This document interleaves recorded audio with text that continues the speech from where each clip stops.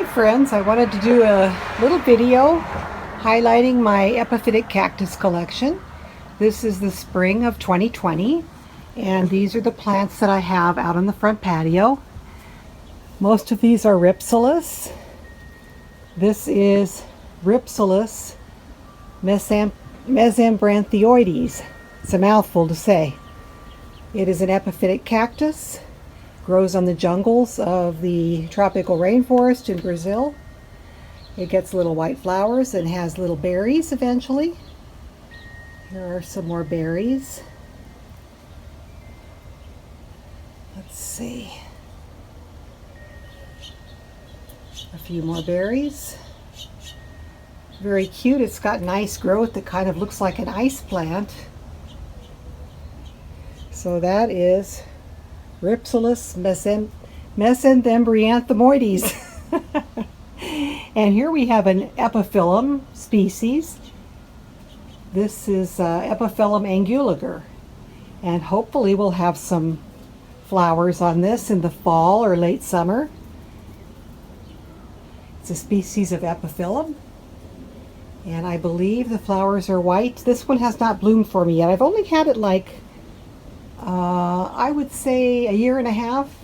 I got the cuttings at Green Scene in 2019. And as you can see, it grows really nicely. This is one of the rickrack or fishbone cactus. There are several different varieties of epiphytic cactus that have this type of growth, and this is just one of them. Now this is a plant. Let me give you the full picture of it. This is Rhipsalis sulcata. And all these Rhipsalis originate in Brazil. So this also has, these are not really grown for their flowers because the flowers are pretty much unremarkable. But this gets little white berries as well after it flowers. It's got really pretty lush growth. So that is Rhipsalis sulcata. Now I have also recently ordered Rhipsalis ewaldiana, which is very similar to this, but it produces little pinkish flowers and pink berries. So this has got the white berries, so hopefully I'll have the ewaldiana, which is also very similar in growth to this, but it's got pink berries and kind of pinkish flowers. Here we have Hatiora salicornioides. I've just repotted this. It's got this is also called the dancing bones cactus. You can see the segments kind of look chunky, like they might be leg bones. So that's how it gets its common name. So I've just repotted this one. I've just repotted almost all of the collection, so that is what is inspiring me to make this video for you. And I have another copy of this plant in the backyard too. We'll see that one when we go out back. So let's move along inside now. Here is a plant I just recently potted from cuttings that I received from a lady who lives in my town here. This is Rhipsalis paradoxa. Some of these cuttings, I initially put this in water until I saw little roots starting to form, and then I stuck it in potting mix. So some are not rooted. Some of the cuttings are not rooted. Some are rooted. So hopefully this will take off and make a nice plant. In a year or a couple of years I'll have some new growth on this. So that is Rhipsalis paradoxa, and I believe it gets its name because it kind of has chain type growth that goes different directions. Kind of a cool plant. So this is Rhipsalis clavata, and it will eventually get little white flowers at the ends of the shoots there. So this one I have not yet taken out into the yard. It's still growing in my living room. This is a plant I recently bought from Armstrong Gardens. This is Rhipsalis burchelii. I don't know how this is going to eventually look. It looks like something that's been recently rooted and potted.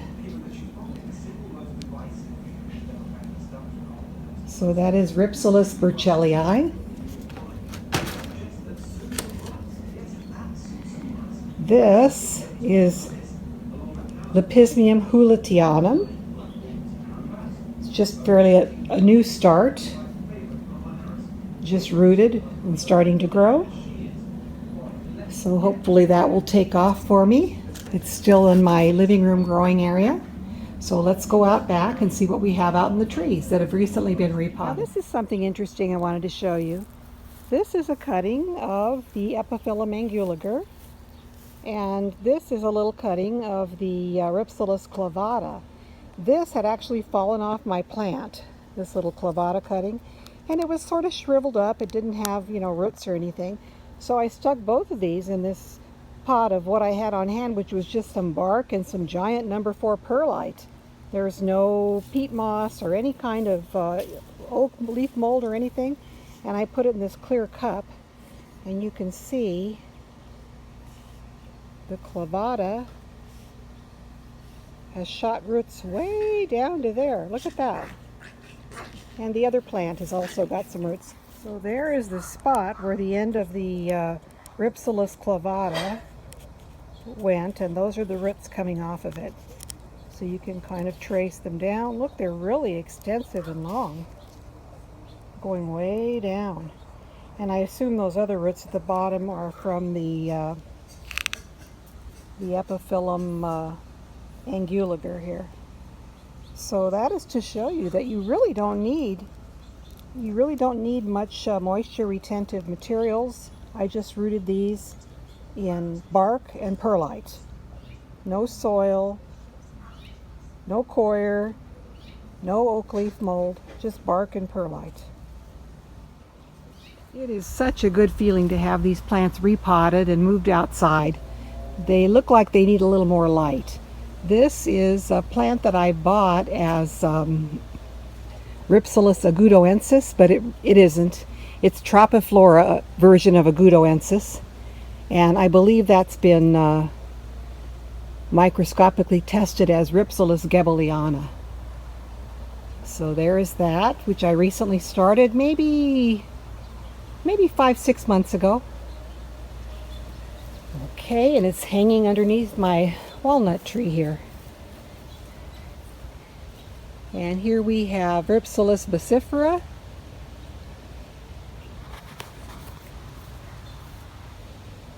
I didn't put it in a new pot, I just hung it outdoors here. It's got really nice, kind of thick, chunky growth.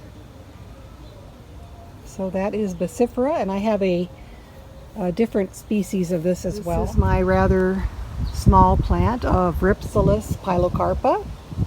It's named that because the stems are sort of hairy looking.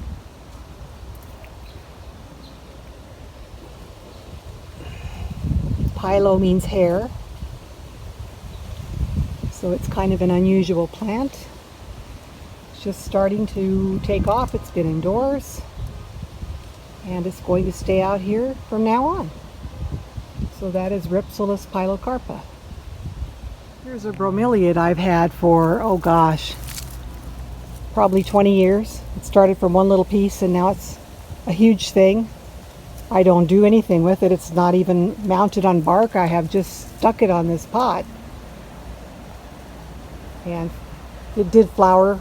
It had one little flower this year. I'm sorry I didn't get a picture of that. So that's just sort of a hanger on here in the yard. I'm not really a bromeliad aficionado or collector, but this one's done pretty well for me for about 20 some years.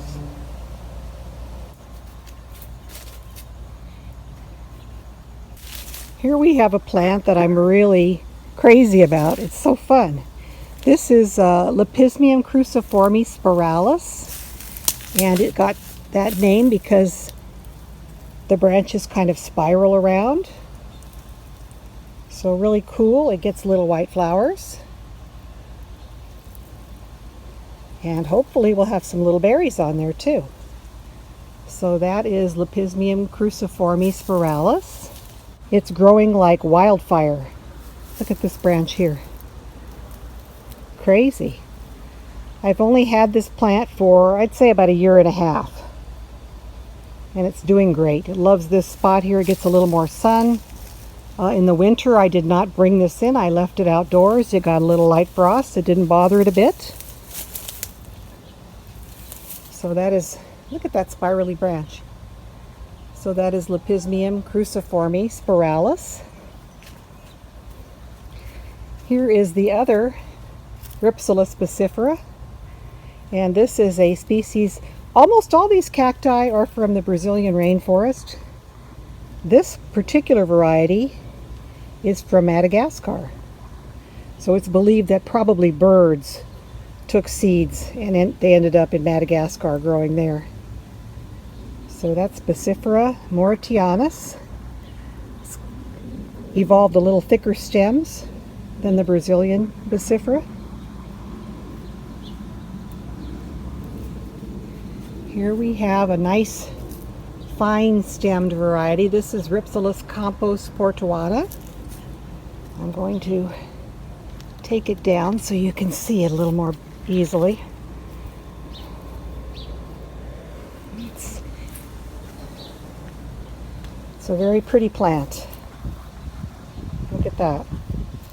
Just the breeze blows and it's just gorgeous.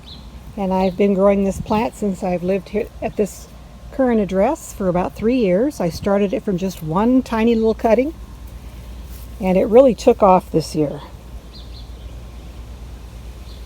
So that is campos-portoana. It has not bloomed for me yet, so I don't know how that will be. This is Lepismium bolivianum.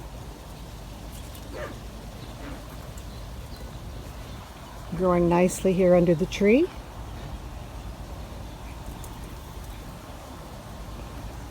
I like the flat branches. It has not bloomed for me yet. It's still a rather young plant. So Lepismium bolivianum. And here we have Rhipsalis cereuscula, kind of a shrubby looking thing. Here's some of the new growth. And I had it indoors, so it was a little bit leggy. Putting out a shoot here. So we'll see how this progresses. That's kind of a shrubby plant. Rhipsalis cereuscula. Hope I'm saying that right.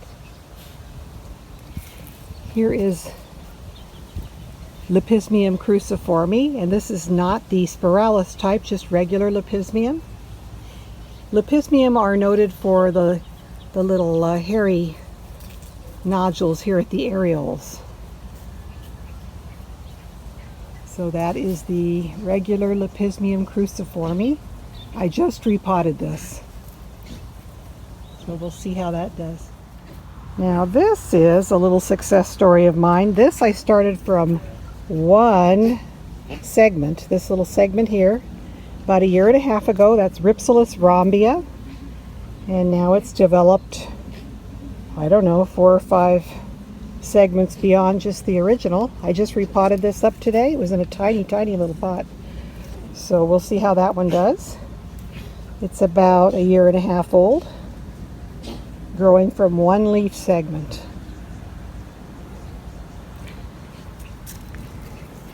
And here we have Rhipsalis crispata, one of the more flat-leaved Rhipsalis. I received this from Ken from the Pentico collection cuttings. I like it. It's very stiff and pretty and very hardy looking. It's been growing pretty well for me. I've had it for about 1 year, and it's probably tripled in size from when I got it. It was just a little plant in a tiny little pot when I got it. So that's Rhipsalis crispata. Next we have Rhipsalis micrantha. Gosh, I've got the sunlight. This is Rhipsalis micrantha. Kind of hard to see in the shade here. It has kind of flat-like stems. It's really a luxuriant plant. I've had this plant for about 1.5 years. It was small. It was just started from cuttings at the time, and it's about tripled in size. So, gosh, I just love to touch these. They're just so wonderful. So this is Rhipsalis micrantha.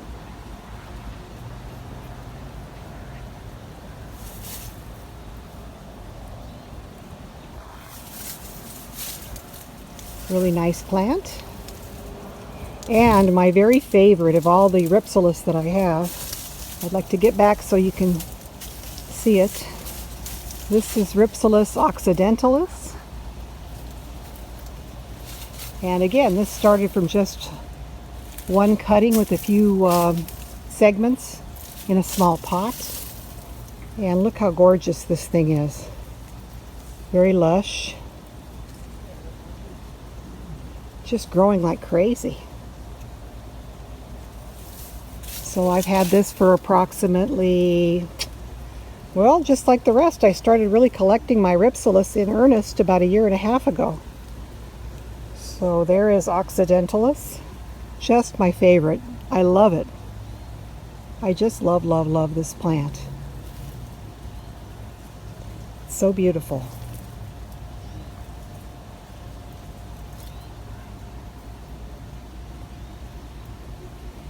And that is about it for my Rhipsalis. Oh, I didn't show you the other Hatiora.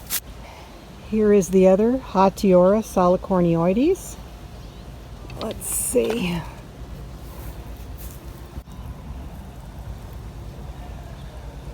So just starting to take off. Looks pretty nice. It's been growing indoors.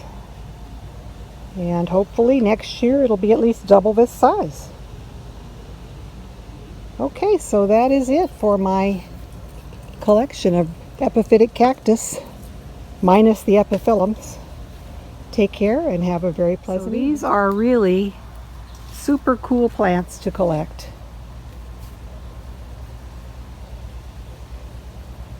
I really love them. I found from personal experience they don't like to be too wet. They like to be slightly moist but not too wet. I put mostly bark in my mix.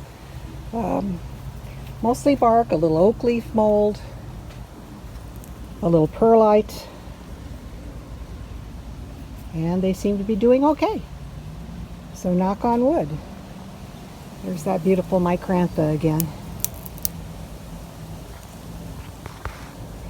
And there is the occidentalis. Alrighty.